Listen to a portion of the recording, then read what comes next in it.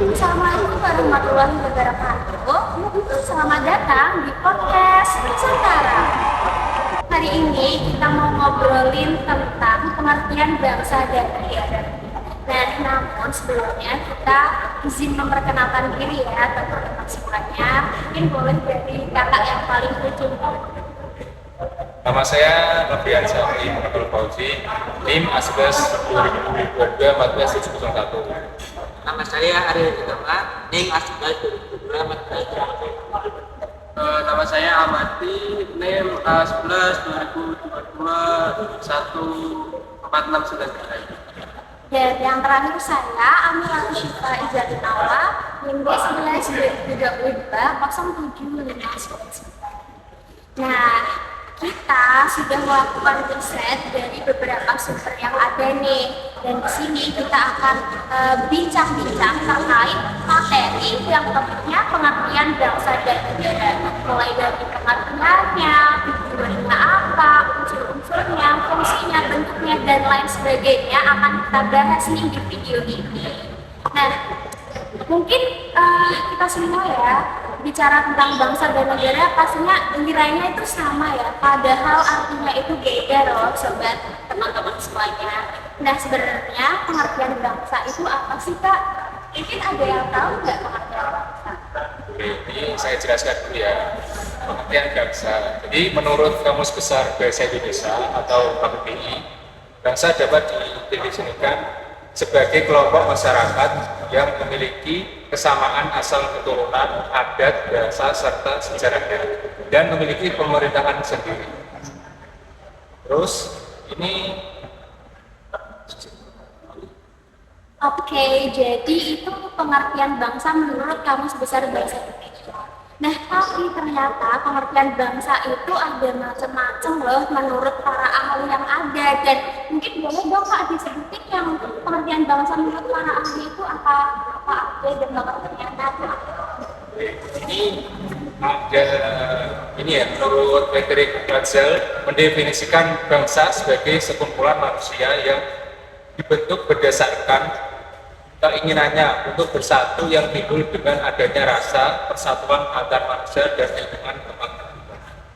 Waduh, ternyata pengertian bangsa menurut Frederick Hetzel itu sekumpulan manusia nih teman-teman semuanya. Dan mungkin ada nggak Pak menurut ahli-ahli yang lain? Ya, kemudian pengertian bangsa menurut Hans Kohn. Bangsa merupakan hasil proses perjuangan hidup manusia yang ada di dalam sebuah sejarah. Oke, itu menurut Hans Kohn itu hasil perjuangan sejarah. Jadi bangsa itu tidak tiba-tiba ada, tapi berdasarkan sejarah ada perjuangannya. Dan mungkin satu lagi Kak, biar kita semua lebih paham lagi terkait apa sih bangsa itu. Ya, pengertian bangsa menurut Rahim, pengertian sebuah bangsa adalah sekelompok orang yang bersatu di wilayah tertentu serta memiliki sebuah ikatan atau hubungan di wilayah tersebut. Oke, jadi seperti itu nih teman-teman semuanya terkait pengertian bangsa. Dan sebenarnya apa sih tujuan dari bangsa itu? Tadi kan bangsa itu kelompok manusia, hasil perjuangan sejarah. Nah, itu tujuan dari bangsa itu apa? Ini tujuan dari bangsa. Jadi sebuah bangsa dalam pencapaiannya memiliki tujuan yang sama dengan sebuah negara. Di negara Indonesia sendiri, tujuan bangsanya tercantum dalam pembukaan Undang-Undang Dasar Negara 1945 Alinea 4. Berikut tujuan bangsa Indonesia. Pertama, membentuk sebuah pemerintahan pada negara Indonesia. Kedua, melindungi segenap bangsa Indonesia dan seluruh tumpah darah Indonesia. Ketiga, memajukan kesejahteraan umum masyarakatnya. Keempat, mencerdaskan kehidupan bangsa. Dan kelima, untuk melaksanakan ketertiban dunia yang memiliki dasar kemerdekaan, perdamaian abadi, serta keadilan sosial. Seperti itu. Waduh, ternyata tujuan bangsa ini juga sudah tertuang di pembukaan Undang-Undang Dasar yang tepatnya ada di alinea ke-4. Jadi harusnya ini juga sobat teman-teman semuanya udah paham lah ya tujuan bangsa karena sudah tercantum tercantum dan tertuang langsung di pembukaan undang-undang dasar. Nah, lalu faktor pembentuk adanya sebuah bangsa itu apa aja, Pak? Oke, ini untuk faktor pembentuk sebuah bangsa. Pada negara Indonesia sendiri terdapat beberapa faktor yang penting menjadi pembentuk dari bangsa Indonesia saat ini. Berikut faktor pembentukan bangsa Indonesia. Yang pertama, memiliki persamaan nasib. Kemudian bangsa Indonesia berada di bawah penderitaan yang sama, yaitu penjajahan bangsa asing yang berlangsung selama 350 tahun. Nah, kemudian yang kedua, memiliki keinginan bersama untuk menegakkan kemerdekaan dan melepaskan diri dari belenggu penjajahan asing yang ada. Yang ketiga, terdapat kesatuan tempat tinggal. Dalam hal ini yaitu wilayah yang ada di negara Indonesia yang terbentang luas dari Sabang hingga Merauke. Dan yang keempat nih, memiliki cita-cita bersama dalam mencapai kemakmuran serta keadilan bagi seluruh masyarakat negaranya sebagai sebuah bangsa. Jadi faktor pembentuk sebuah bangsa itu tadi sudah dijelaskan ada 4, kesamaan senasib dan lain sebagainya. Nah, lalu unsur-unsur bangsa itu bisa terbentuk itu apa aja? Unsur terbentuk sebuah bangsa dalam pengertian sosio-antropologis yaitu 1. Tempat tinggal atau serta tanah kelahiran yang sama. 2. Memiliki kesamaan pada budaya, adat, bahasa maupun agama. 3. Persamaan daerah yang dimiliki seseorang dengan sebuah keluarga serta keturunan atau hereditas. Itu unsur terbentuk bangsa menurut pengertian sosio-antropologis. Nah, selanjutnya mungkin ada menurut yang lainnya itu apa aja? Ada, Mbak. Ini yang kedua, ada unsur terbentuknya sebuah bangsa menurut arti politis, yaitu terdapat keinginan bersama dapat mendapatkan atau memperoleh kemajuan serta kedamaian di dalam hidup. Kemudian memiliki nasib serta penanggungan yang setara pada setiap anggota masyarakat. Yang terakhir ini, anggota masyarakat yang ada mendiami suatu wilayah bersama yang termasuk ke dalam wilayah tersebut. Waduh, ternyata selain menurut pengertian sosial antropologi juga ada menurut pengertian politis. Nah, lalu ada lagi nggak nih Kak selain pengertian sosial antropologis dan juga arti politis? Nah, ada nih unsur terbentuknya sebuah bangsa menurut Benedict Anderson. Yang pertama, sebuah bangsa yang baik memiliki kedaulatan. Kemudian, sebuah bangsa yang baik memiliki batasan wilayah yang jelas. Kemudian yang terakhir, sebuah bangsa yang baik memiliki komunitas wilayah yang bebas. Wah, ternyata unsur terbentuk bangsa itu juga tadi dikemukakan oleh ahli yang tadi juga dijelaskan di pengertian bangsa ya Kak, ada Benedict Anderson. Oke, dan selanjutnya nih kita udah bahas tentang tujuan, faktor-faktor, unsur terbentuk. Nggak afdol nih kalau kita belum tahu ciri-ciri bangsa, karena mungkin kita hanya tahunya bangsa Indonesia, bangsa Portugis, bangsa dan lain sebagainya lah. Dan ciri-ciri bangsa itu apa ada Kak? Apa bisa dikatakan bangsa? Itu ciri-cirinya apa aja? Ini ciri bangsa yang pertama ya, memiliki rasa kebersamaan atau dalam sebuah kelompok dan rasa persatuan yang terjadi di dalam sebuah negara. Terus yang kedua, memiliki sikap nasionalis yang berarti bahwa setiap anggota kelompok di dalamnya memiliki sikap kebangsaan. Wah, keren. Ada lagi nggak nih Kak ciri-ciri bangsa yang lain? Nah, ada nih. Kemudian ciri bangsa yang ketiga, memiliki identitas khusus yang berupa sebuah agama, budaya, ras, suku, serta bahasa. Kemudian ciri bangsa yang keempat, setiap anggota masyarakat di dalamnya memiliki rasa keinginan yang sama untuk membentuk sebuah pemerintahan serta ruang lingkupnya sendiri dalam sebuah negara. Mungkin ada lagi Kak selain yang sudah disebutkan Pak? Ada ciri bangsa yang kelima, sebuah bangsa memiliki sebuah wilayah yang dapat digunakan digunakan untuk 5% tiap anggota masyarakat.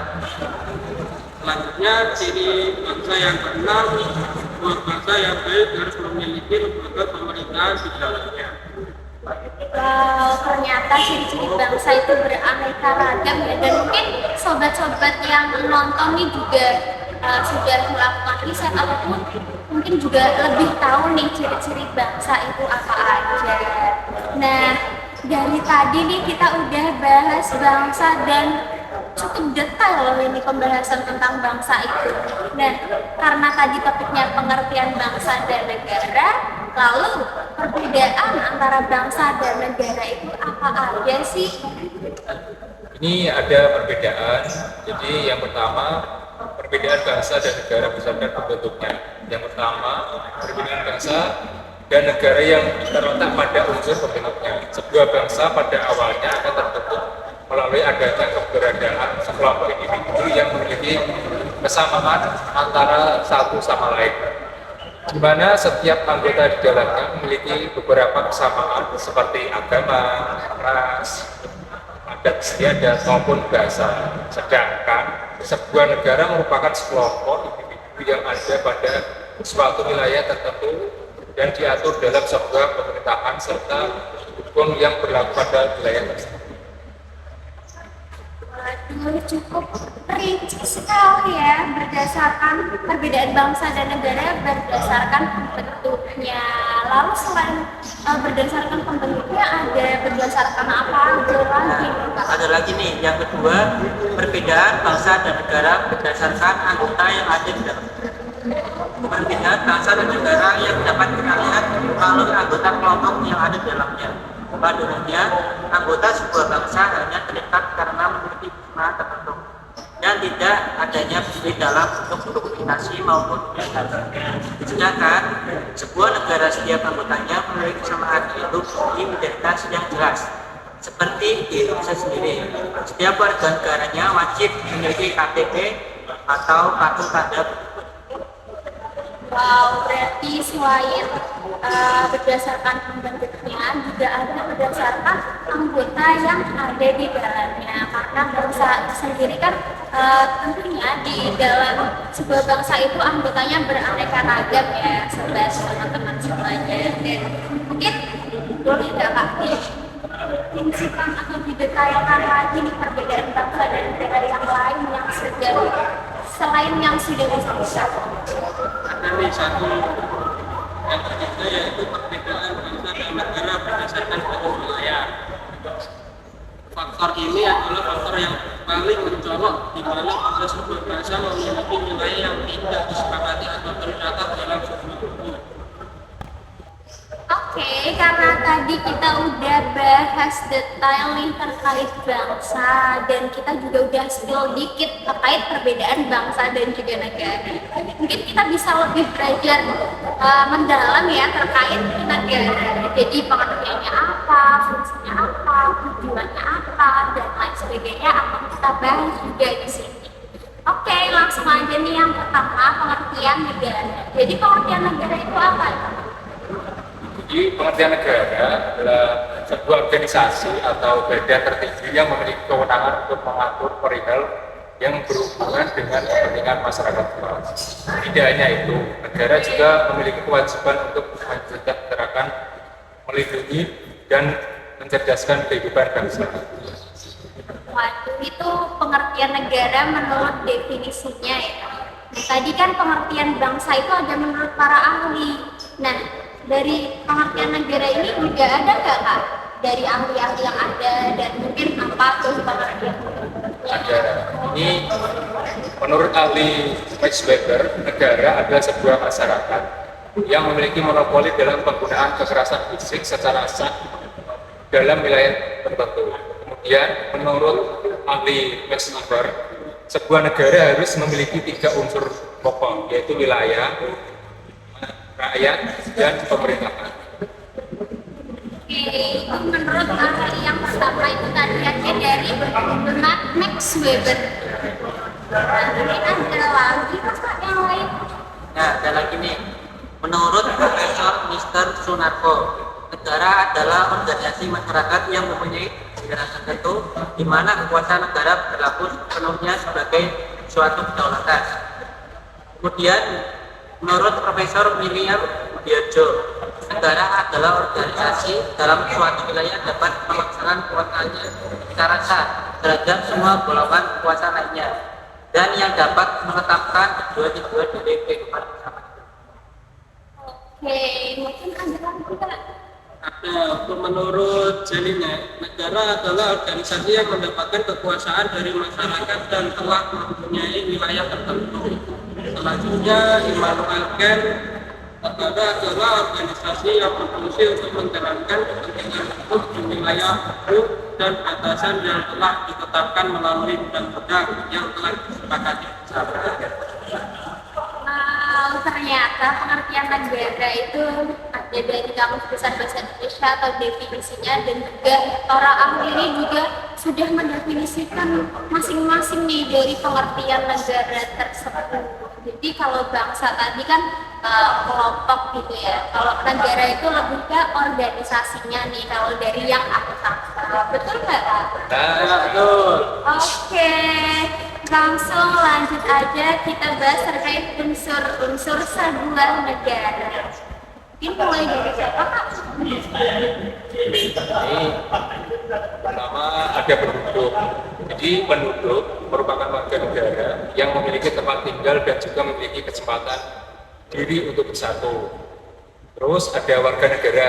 Warga negara adalah pribumi atau penduduk asli Indonesia dan penduduk negara lain yang sedang berada di Indonesia untuk tujuan tertentu. Kemudian wilayah adalah daerah tertentu yang dikuasai atau menjadi teritorial dari sebuah kedaulatan. Kemudian pemerintah merupakan unsur yang memegang kekuasaan untuk menjalankan roda pemerintahan. Selanjutnya, kedaulatan. Kedaulatan adalah kekuasaan tertinggi yang membuat undang-undang dan melaksanakan dengan semua cara. Pengakuan negara lain. Selain unsur pokok di atas, masih ada unsur tambahan disebut unsur deklaratif, yaitu berupa pengakuan dari negara lain. Unsur negara tersebut di atas merupakan unsur negara dari segi tata negara atau organisasi.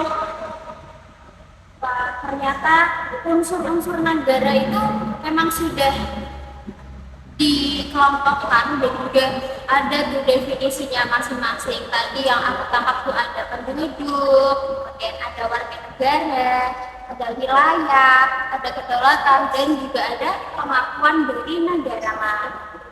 Oke, jadi seperti itu nih unsur-unsur dari sebuah negara. Lalu apa tuh? Udah pengertian udah, unsur udah, fungsi dari negara sendiri apa? Adapun fungsi negara yaitu yang pertama fungsi pertahanan dan keamanan. Negara wajib melindungi unsur negara, rakyat, wilayah, dan pemerintahan dari segala ancaman, hambatan, dan gangguan serta tantangan lain yang berasal dari internal maupun eksternal. Nah, kemudian fungsi keadilan. Negara wajib berlaku adil di muka hukum tanpa ada diskriminasi atau kepentingan tertentu. Jadi, setiap orang yang melakukan tindakan melanggar hukum harus dihukum tanpa melihat kedudukan dan jabatan. Yang ketiga, fungsi pengaturan dan keadilan. Negara membuat peraturan perundang-undangan untuk melaksanakan kebijakan dengan ada landasan yang kuat untuk membentuk tatanan kehidupan masyarakat, kebangsaan, dan juga bernegara.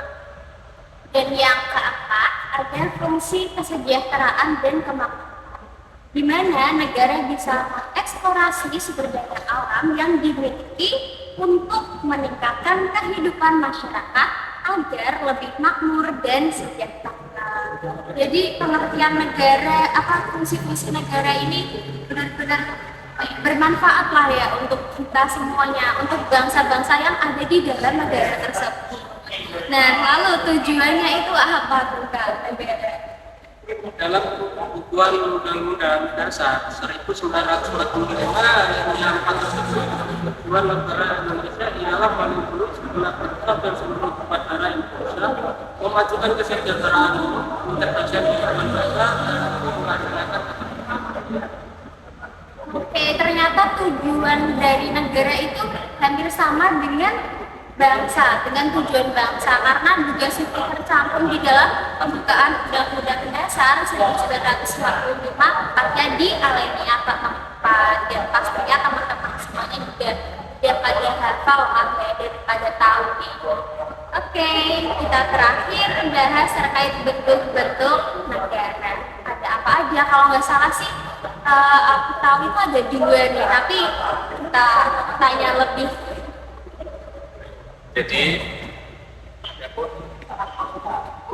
bentuk-bentuk negara yaitu negara kesatuan. Indonesia merupakan satu di antara negara yang menganut bentuk negara kesatuan. Itulah mengapa Indonesia sering disebut negara Kesatuan Republik Indonesia atau NKRI. Negara kesatuan adalah negara pemerintahan tertingginya dilakukan oleh pemerintahan pusat yang memperlakukan aturan berdasarkan undang-undang yang berlaku. Pemerintah pusat diberi hak melimpah kekuasaannya kepada daerah-daerah yang tingkatannya lebih kecil. Dan pemerintah bisa memberikan hak otonomi daerah kepada daerah di bawahnya untuk dapat menjalankan aturannya sendiri. Namun, hal tersebut tetap berdasarkan aturan dan keputusan dari pusat.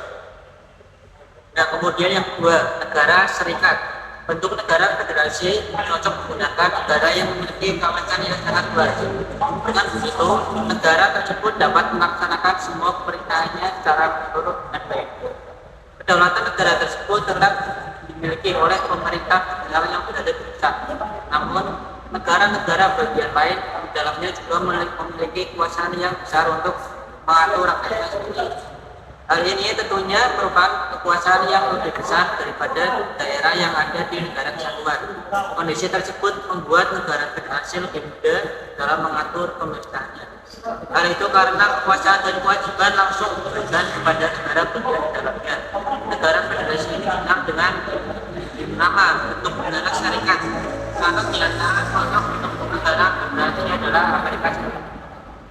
Oke, jadi bentuk-bentuk negara ini ada 2. Yang pertama adalah negara kesatuan dan yang kedua ada negara serikat. Dimana kita ini tinggalnya di Indonesia, berarti kita masuknya di negara kesatuan, yang dimana tadi kalau Indonesia itu ada namanya lagi NKRI. Apa tuh NKRI? Negara Kesatuan Republik Indonesia. Dan kalau Amerika Serikat itu termasuknya negara serikat. Oke, kita udah ngobrolin panjang lebar nih terkait pengertian bangsa dan negara. Harapannya kita semuanya lebih paham dan kita tinggal di Indonesia ini bisa lebih aware lah kepada diri kita dan juga kepada orang lain juga, karena bahwasanya kita sendiri itu kan adalah makhluk sosial. Tentunya kita membutuhkan orang lain juga dalam menghadapi persoalan apapun. Oke, cukup sekian dari kelompok kami. Mohon maaf apabila terdapat kesalahan. Semoga bermanfaat. Wassalamualaikum warahmatullahi wabarakatuh. See you.